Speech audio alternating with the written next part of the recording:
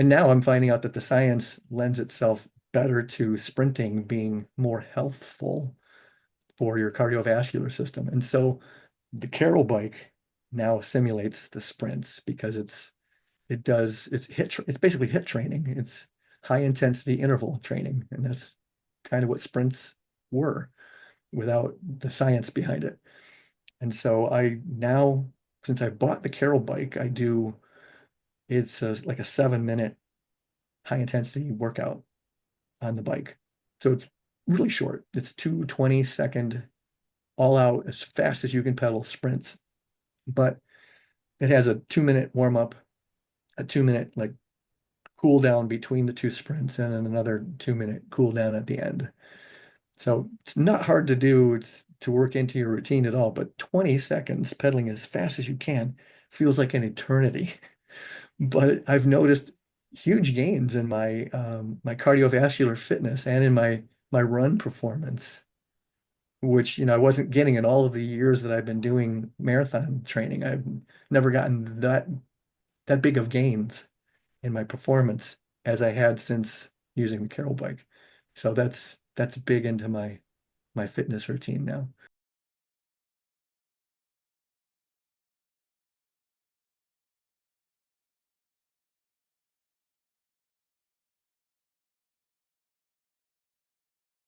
Exercise.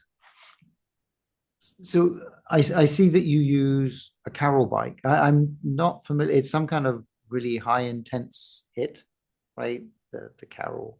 And you, tell me, what's your exercise protocol like? Um, for the Carol bike or for in general? Just in general. Okay, because it depends on the time of year and it depends on what I'm training for at that particular time of year. So, for example, if I'm training for a marathon or a half marathon, I'll be doing the marathon training, but I'm still trying to do my P90X workouts. And P90X it's a very extreme workout program from the 90s, I believe. And Tony Horton made it famous. And P90, it started from a workout called Power Half Hour. Then they increased that to Power 90. And then they came out with Power 90 Extreme, which was P90X. And it was all the rage back in the 90s. And when I first saw it on an infomercial, I thought, well, that's total BS. I'm going to try that because I don't think it's going to work. But I did it and I was amazed at the transformation in my body composition. It was in my confidence level boosted tremendously because I looked great without a shirt. And my legs were good. I didn't look like two little sticks like some of my friends that just worked out their upper bodies and never worked out their lower bodies. It was a very well-rounded program, but every other day, so like Monday, Wednesday, Friday are weight-bearing days. And then the in-between days, Tuesday, Thursday, um, Saturday are cardio days. And so when I'm training for a marathon or a half marathon, I swap out those cardio workouts in P90X for my run training. And so that can change up my routine. Um, Prior to doing distance running, I was more into doing sprints because to me, sprinting is it's more useful. Being able to run away from something fast, like to get out of danger, is more important than being able to run slow for 6 hours, which is what I do when I do a marathon. Um, because when in my everyday life am I going to have to run slow for more than an hour to save my life? I don't know. Maybe it could happen. But sprinting was, I thought, a much more practical thing. And now I'm finding out that the science lends itself better to sprinting being more healthful for your cardiovascular system. And so the Carol bike now simulates the sprints because it's basically hit training. It's high intensity interval training, and that's kind of what sprints were without the science behind it. And so I now, since I bought the Carol bike, it's like a 7 minute high intensity workout on the bike. So it's really short. It's 2 20-second all out as fast as you can pedal sprints. But it has a 2 minute warm up, a 2 minute like cool down between the two sprints, and then another 2 minute cool down at the end. So it's not hard to do. It's to work into your routine at all, but 20 seconds pedaling as fast as you can feels like an eternity. But I've noticed huge gains in my cardiovascular fitness and in my run performance, which I wasn't getting in all of the years that I've been doing marathon training. I've never gotten that big of gains in my performance as I had since using the Carol bike. So that's big into my fitness routine now. So the P90X, Carol bike, running, I do lots of stretching. My morning includes lots of stretching.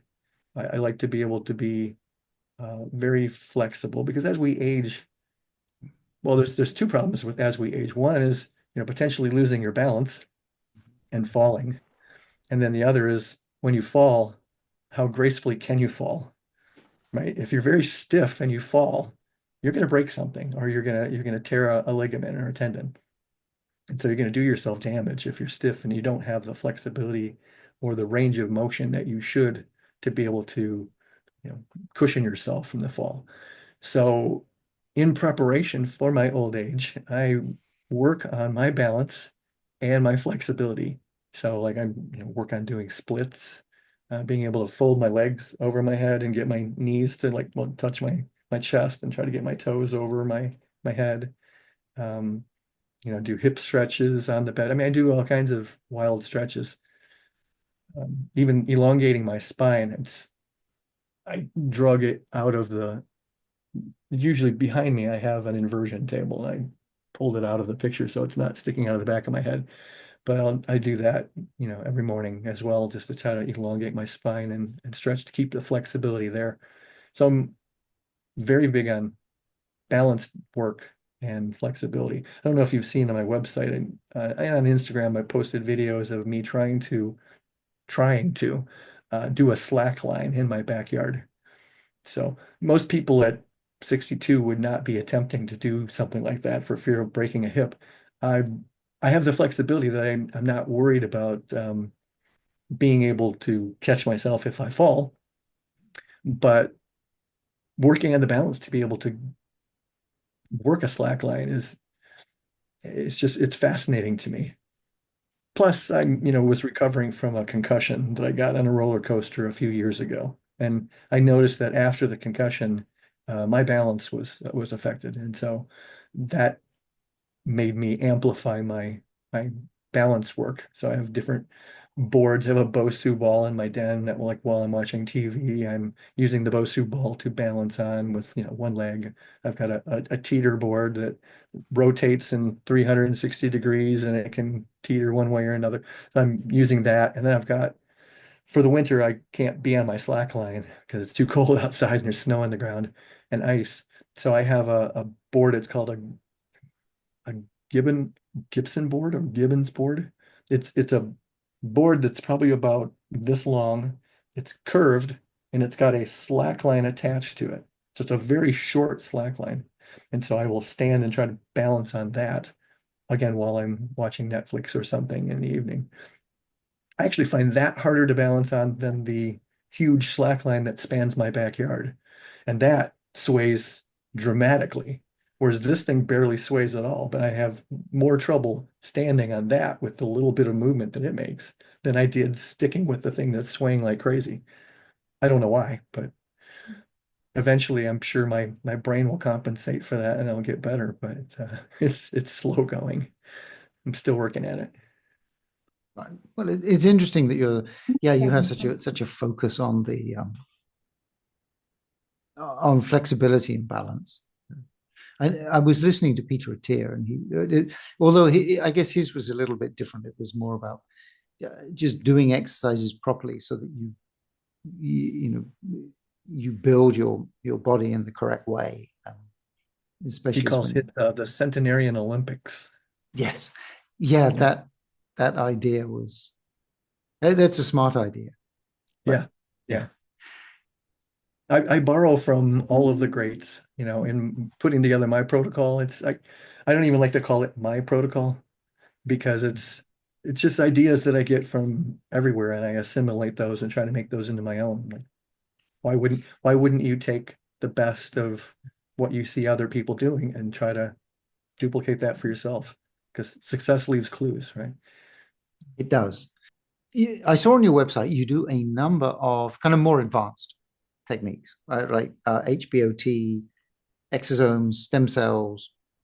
I think maybe something else. Stem cells. Plasma Uh, donation. yeah. Oh, yeah. Plasma donation. That was interesting. And peptides, but we talked about peptides. So let's. I guess what I'd like to talk about is stem cells and exosomes. So what's your experience with stem cells? You had what did you have for this the stem cell therapy and how well did that work? Well, if you don't mind, can I get into it from talking about exosomes? Because I tried those first. Okay, exosomes. Yeah, exosomes is really cool. Let's talk about Yeah. exosomes. So, I mean, as you know, and I don't know, the listeners may or may not know, exosomes are the signaling molecules that stem cells will produce, and they're the things that go throughout the body and cause the repair, the regeneration of cells.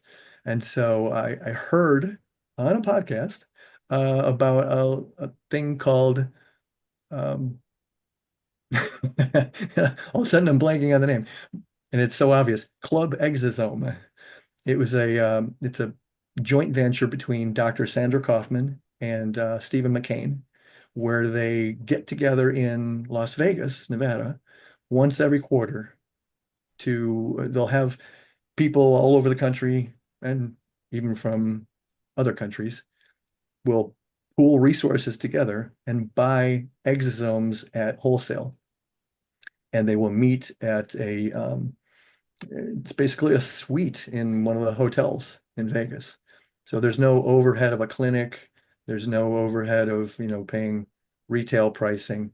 It's like a buyer's club for exosomes. And and it's fun because it's a who's who. You get to meet all kinds of fascinating people. And so you go and you get exosome injections. And so you can get them IV or you can get them like directly into a target area. And I had shoulder issues for quite some time. I've had rotator cuff impairments in both shoulders. And it had started to get to a point where I had so much pain. It was affecting my sleep. And I haven't been able to sleep on either side for, oh gosh, it was probably going on 5 years. And so I finally said, screw it. I know this is expensive. It's a little out of my price range that I'm comfortable in spending, but I need to do something because I can't keep going like this. I need to have this fixed. So I joined Club Exosome and I got exosomes in my shoulder and IV. And that night, I felt amazing. My range of motion was suddenly back. I mean, I could do things with my shoulders that I wasn't able to do before. And that night I was able to sleep on my sides with no pain. It was amazing. It was miraculous. But I have to admit I'm a little dumb because I knew this. They told me this, and I knew this already, that it takes a good 6 weeks at least for the exosomes to do their job to heal issues like my shoulder issues. And just because I felt good didn't mean it was completely cured. It was just I felt it working basically. And so uh, when I got home, because I basically flew right out to Vegas to get the injections, and I flew back home. I noticed I have a pair of gymnastic rings in my backyard hanging from my tree, and I hadn't been able to do those for some time. And I thought, man, I feel great. I want to go play on the rings. So I jumped up and grabbed the rings and I was doing my inversions and my flips like I used to do. And I'm like, this is awesome. And all of a sudden I felt this pain. And I'm like, oh, you idiot. you just screwed up the exosomes that you just got. And I did. And it made my shoulder worse because I didn't allow it the time to heal that I should have. So that was my, learning experience. Like, don't think you're Superman right away just because you feel great. It doesn't mean you're cured. And so, yeah. So since then, I have done club exosomes again, but I wanted to, try. Well, exosomes are very short lasting, whereas stem cells can be in your body for like maybe 3 to 6 months and continue to produce exosomes while they're there. Um, I knew I still needed something a little stronger than the exosomes that I was getting. So I went to see Dr. Joy Kong in LA, and I got a therapeutic dose of stem cells just directly into the shoulder. And that was terrific. I did everything right that time. I allowed time for it to heal. I would continue to do my stretching or my own rehab work that I was working on range of motion, like trying to move my arm up a wall, and various things to bring back the full range of motion that I used to have without any kind of impingement. And yeah, in time I was able to get there. I think I probably still need maybe one more treatment of that, but that's rather pricey, and that's going to take me a while to save up my pennies for that. So maybe in another year or so, I'll go back and try another treatment. But it's improved my shoulders drastically.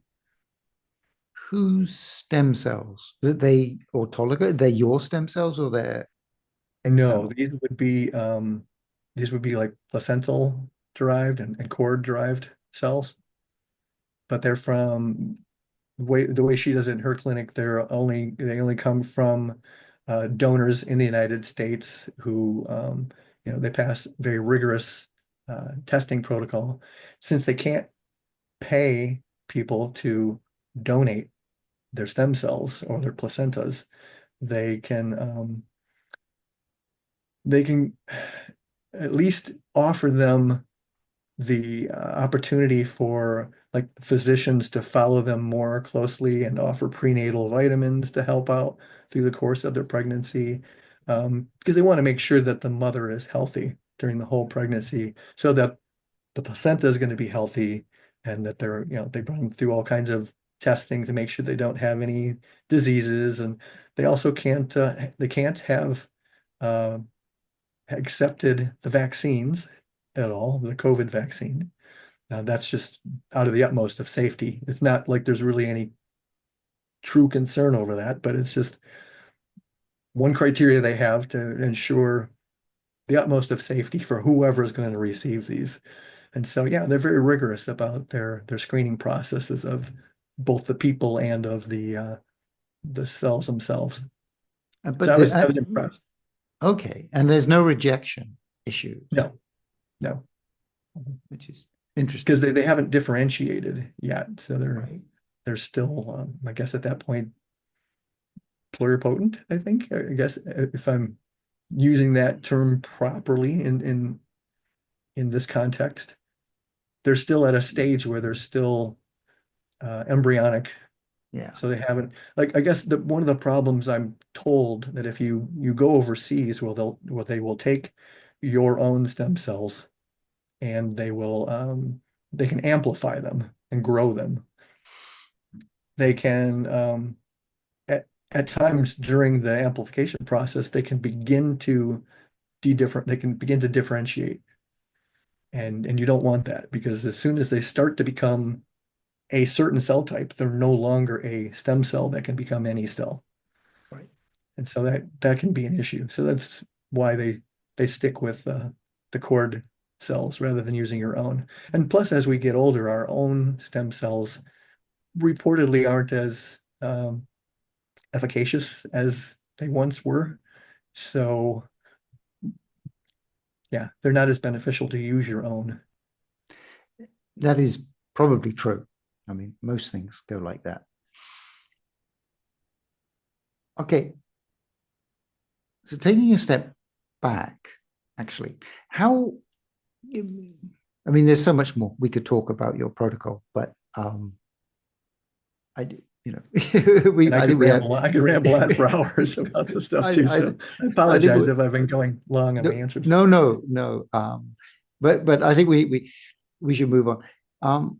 How stable is your protocol? How often does it change? How do you how do you track and look at what should change and when it should change? Um, so when it comes to like routines, those haven't changed a whole lot, except for the addition of a few more biohacking toys lately. Um, but supplementation, that does vary from month to month because I blood test every month. In fact, I'll be going tomorrow. Usually around the 5th of every month is when I do another blood draw.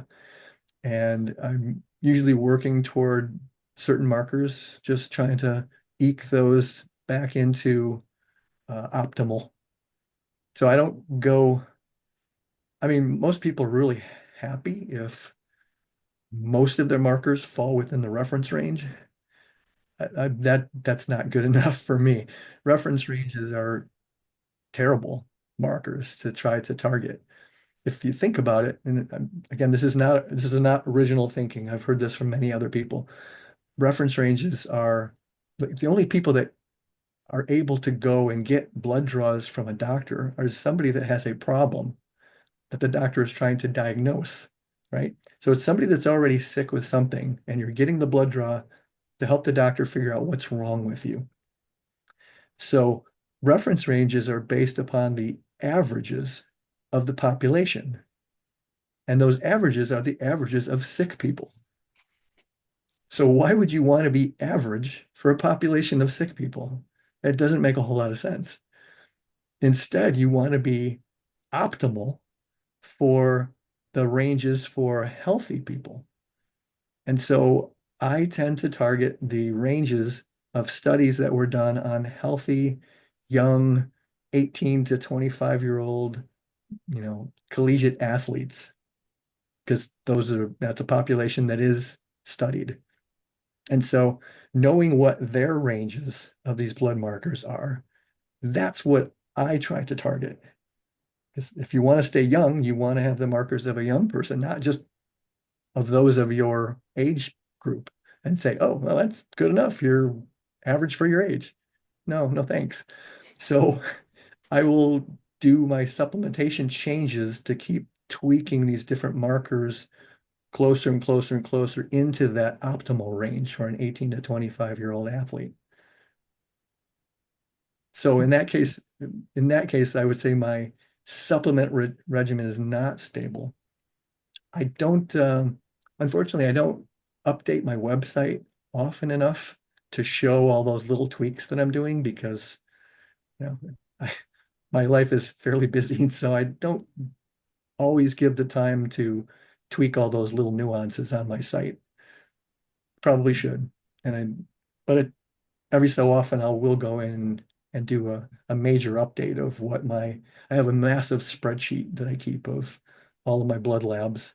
Actually, it's an Excel workbook with multiple spreadsheets that track my blood markers or like my urine metabolites from tests. Or there's a test that Dr. Michael Lustgarten loves to talk about. It's called the IOLO test, and that has tons of metabolites. And I take that test and I try to make sense out of all the metabolites that are in that, and they're fascinating. Um, and so I keep spreadsheets on that as well. I keep spreadsheets on all of my true diagnostic data. And so I try to change up my supplementation to move these various markers towards better numbers, more optimal ranges. Yes. So, hello, Mr. Well, Dr. Lustgarten. But so do you munge the data? I mean, your background was like software and looking at optimization of software and databases. So do you use that? Do you have like VB scripts that go through and Oh, tons, tons. Tons. Yeah, I'm a macro whiz, I like to say, because I used to have to take what all the data from databases in order to do the database performance tuning and to be able to tweak the various, buffers and settings to be able to get optimal performance out of it. The same thing when I was doing operating system performance and tuning and application performance and tuning. In fact, that's years ago when I was doing all of that massive work, and I'd be taking like, say, gigabytes of network traffic collected with we're talking like TCP/IP packets of traffic that was collected right off of the wire of a corporation and analyzing that, the traffic patterns to be able to come up with firewall rules to be able to lock down specific portions of that organization. I would have to analyze gigabytes of data through Excel. And so that would involve, creating well, I was a programmer through my past. So I'd have to create all kinds of macros and scripts to analyze that data to be able to sort it, deduplicate it, be able to find patterns and yeah, and to be able to graph and chart the data so that I could see over time if I tweak this one thing, this and this changed. So reverse engineering these systems by the data that comes out of them is something that's been huge throughout my career. And so now I do that with all of my data for my body. But realizing years ago that our bodies are basically just very complex machines for which we do not have a manual for, I wanted to do the exact same thing, try to reverse engineer what was going on in my body by looking at, blood markers. But when I would go and talk to my doctor about getting these tests, he's like, well, you don't need that test. We can't run it. Insurance won't pay for that. You can't get that. And I remember one time saying, well, look, I just give me the basics about my hormones. I want to know like what's my testosterone, what's my free testosterone, what's my estrogen, what's my estradiol. And he stopped me right there and started laughing. He's like, you don't even know what you're talking about. Men don't have estrogen. They don't have estradiol. Women have that. And so he basically laughed me out of his office. And I'm thinking, how can this guy call himself a doctor and not realize that men have those? You know, he didn't even understand that that was something that men had and that it was important. I thought, wow, it's so frustrating that I could never get the data that I needed from my doctor. So it took years until there was, self-quantification as a mindset where like Life Extension came out with offering tests, consumer tests that you could go do your own blood draws, or Quest Diagnostics popped up, or you could, order like Alta Labs is another website. You can order your own, whatever you're interested in. You just have to pay out of pocket because, you're not going to go through insurance. You can get anything you want if you're willing to pay out of pocket and go around insurance. So I order all my own blood draws and my urinalysis, and I go to Quest and I go to LabCorp and I get the draws and, you know, turn in the urine specimens, and then they email me back the results, and then I work with the results from there.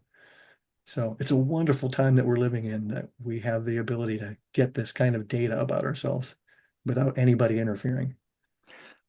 Yes, that is wonderful. Being able to get the data and yeah, it's like my family or whatever. No, I can't get that from the doctor. Yeah, you just have to go to an independent lab and get, because the doctor will only tell you what he absolutely has to tell you. And even then, Most of the time, they don't even know to test for the right things. They'll just give you the basic tests. Like you might know what your testosterone is, but he didn't even test what your free testosterone is. So it doesn't matter if your testosterone is, 800, if your free testosterone is only 1% of that, and you won't know that unless they test for it. Same thing with thyroid. They don't even test all the things that they need to test for thyroid. They might look at your thyroid stimulating hormone and say, yeah, it's good. And then they have no idea what your T3 or your T4 are, or what your reverse T3 is, or whether you have antibodies against the thyroid hormones because they don't look for it. Do you try and change one thing at a time just to see what'll happen, or do you change multiple things? I do try to change just one thing at a time because changing one thing at a time, you'll notice multiple things can tend to change. And then if you change multiple things, you don't know which of those things changed what in what direction. You can use AI to help you with that because you there are sites with very smart people that have over time, like, functional medicine practitioners that have figured out that certain supplements can help move certain markers in certain directions.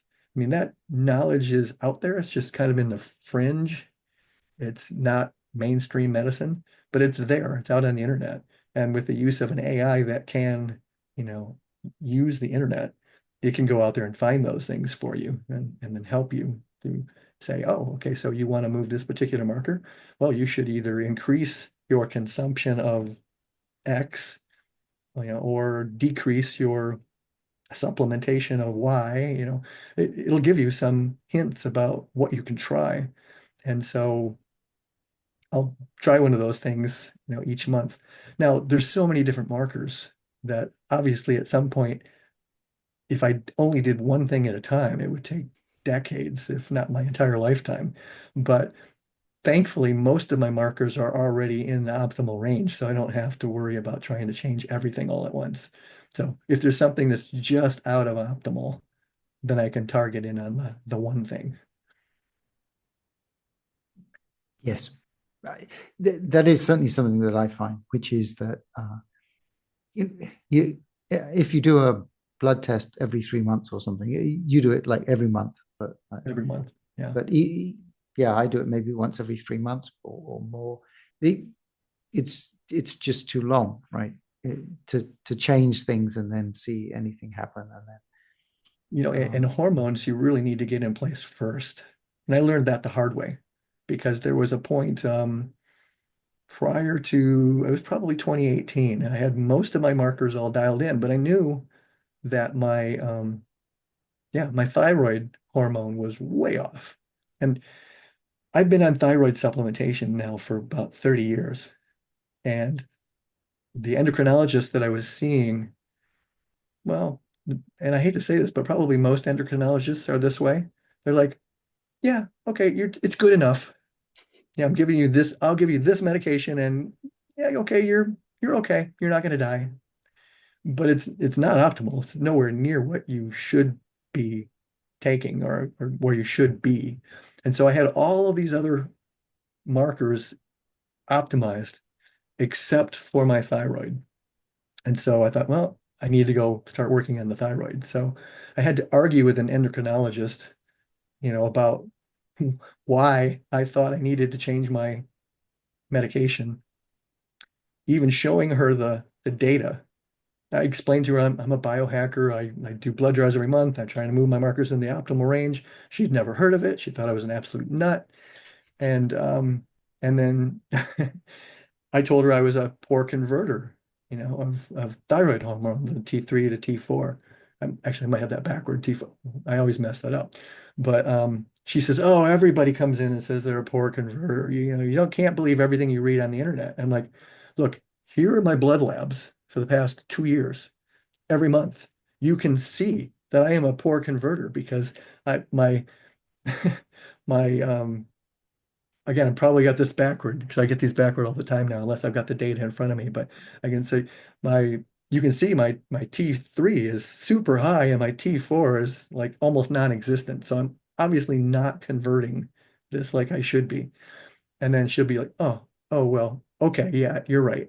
And then she looked at my dose and it's like, well, why are you taking this amount of thyroid medication? This is way wrong. And I'm like, yeah, I know it's way wrong. That's the doses your father put me on when he had this practice. And that's why I'm here to see you because I know it's wrong too. And I need it to be corrected. And she's again, oh, okay. but I had to like back and forth argue with her on every little nitpicky thing. So it took months for her to work with me to change up my medication. And again, it's not like I can just go take a supplement for that. I had to work with an endocrinologist to get a specific amount of thyroid hormone, to get a prescription, to get what I need. So arguing with her about where I should be and what the optimal range is and whether that's even important to be optimal was like just wanted to tear my hair out. But eventually we got there. And but in that process, it messed up every other marker that I had, just getting that optimized. And so I had to go through the process all over again of reworking to change everything else and get those back in order. So it matters which order that you work in when you're trying to optimize your markers. Get your hormones optimized first, then you can work on everything else. Yes. And an important lesson that you need to take control of your own health and not, Absolutely. not necessarily believe everything you're told, or at least understand what's being said and decide for yourself. Yeah, 'cause a lot of time these doctors, they're not up on the latest research. They stopped reading research when they graduated from medical school 20 and 30 years ago. So they're just going by what Big Pharma taught them about, oh, you've got this problem? Well, here's the prescription. Take this medicine. And that's the end of the story. They don't even look to see, well, what's causing your problem to begin with. Here's how we're going to manage your symptoms going forward and for the rest of your life, but we're not going to address what's causing the problem at all. So it can be very frustrating working with our medical system. Are you are you looking forward to any? Is there any things coming on the horizon that you're thinking, I really want to try that? Yeah, there was. Kind of is. I mean, I look at I look at all the different gene therapies that Mhm. are available now and becoming more and more acceptable. So oh gosh, I'm trying to think what they all there's TERT or the telomerase activating. Anyway, it's a telomere lengthening therapy. There's clotho. There Mhm. is a follistatin gene therapy, which I know many biohackers have recently had. I know Dave Asprey's had it, Brian Johnson's had it, Ben Greenfield has had it. A lot of people have had the follistatin gene therapy. Um, and of course, you've got, Liz Parrish, who's had most all of the gene therapies. Um, I don't really want to be a guinea pig. I want to see, there really haven't been any long-term studies in humans for these things.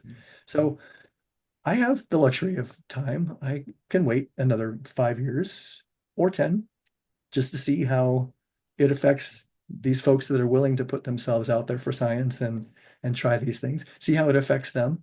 And if they're fine 5, 10 years down the road and there's no other issues that no one had ever considered that pop up, then I might jump on that bandwagon too.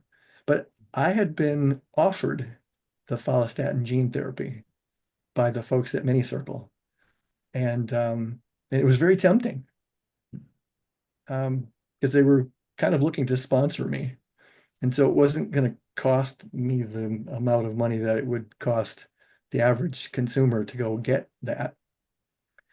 But when I started weighing out the potentials, I thought, well, what does follistatin get me? It helps me to build muscle, right? I don't have any problem right now building muscle the old-fashioned way of actually working out, exercising. If at some point in my life that becomes a problem and I'm no longer able to keep my muscle mass by just lifting some weights, oh, absolutely, I would be jumping all over follistatin gene therapy. But right now, it's not a necessity. So I have the luxury of time. I can wait. And I just think that's prudent. Yes, it struck me as a strange choice for these biohackers because you would think, especially if you had access to peptides, secretagogues for growth hormone, and you're working out like Brian Johnson, that having something I don't know, untested, like follistatin would not be a good risk. It just doesn't I seem to guess it be. was for him because that's how he ended up getting the boost in his pace of aging. Because he was, like I said, I was 0.66, he was 0.68. And right after his follistatin gene therapy, he was able to achieve 0.64. And that's what catapulted him above me. And so I thought, well, if I was really just wanting to try winning a competition, I guess I could go get this gene therapy. But it's not worth bragging rights on a leaderboard to me for that. So Yeah, yeah, kind of untested gene therapies. Although I certainly see gene therapies in general as being good, but they, to me, they also have the other thing is that they're point, right? So you can lengthen your telomeres, but there's very many other things. I much prefer the exosomes, or I mean, Dr. Hans Kiersted is doing something with where he's using umbilical cells to generate a secretome, and then he's injecting that. yeah. That seems to have a much wider impact than a single gene therapy would have, And much safer, and much much more safer. tested. Yeah. Yes, yeah. Would you take E5 if it was available? That's a great question. I don't know. I really don't know. I'm fascinated by it. I I haven't seen enough from it yet. I mean, Yeah, from what little I've seen of it, I'm intrigued, but I would want to know a lot more before I would jump on board. yeah. I would agree. It's only been tested in rats, and it seems to have a positive effect there, but Yeah. we are There's not all rats. kinds of cool stuff that people are working on that they're seeing amazing results in rats or even in human cells, in a petri dish. Um, but whether it's ready for prime time or not, I don't know. I guess Dr. Sinclair, David Sinclair, they're working on the things to rejuvenate eyes, right? I guess they're going to start human trials potentially this spring. That's fascinating because my father suffered from both wet and dry macular degeneration, and I have several genetic markers that I if I could speak correctly, inherited from him. I Mm. still can't say it right. That I got from him basically. And so, my eye health is something I take really seriously. So I do take a lot of supplements specifically for eye health. But the thought that coming down the road, maybe another 5, 10 years or even less, there might be something that they can inject into your eye to completely rejuvenate the macula and eliminate macular degeneration as an issue is, it's amazing to me. It's wonderful. So I would look forward to that coming out soon. Not that I think I'm going to get it because I'm doing everything I can to avoid it, but it's just nice to know that it's there as a safety net.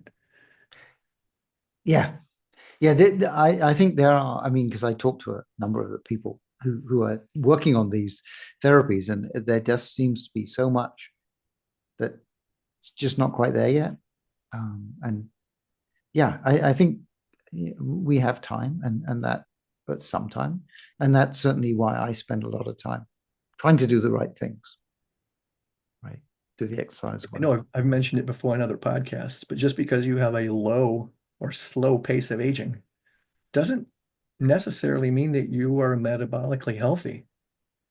Because, for example, even True Diagnostic admits to this, that these epigenetic age clocks were designed specifically to not allow other factors to interfere with the age estimate. So when they were originally designed, they were designed to be able to determine the age of a cadaver or of refugees coming into the country that don't have paperwork. And so being able to determine approximately how old they are, for Social Security purposes and other things, are important. And so if this cadaver that you're analyzing happened to have, diabetes, right, or high blood pressure, while the person was still alive, right, you don't want those things to impact the reading that you're going to get from their epigenetics to determine their age. So you could have heart disease and still have a slow pace of aging. You could have diabetes and still have a slow pace of aging. I mean, you can have all kinds of diseases and still have a slow pace of aging. So pace of aging is it's a marker of your methylation and your cellular health as statistically compared to the population, but it doesn't necessarily mean that you are metabolically healthy. So that's a distinction that a lot of people don't make. They think like just because you brag that you're on the leaderboard and you've got this really great thing that you're like the healthiest person on the planet. Well, it doesn't mean that at all. So Ah, okay, I had not heard that, but interesting. Yes.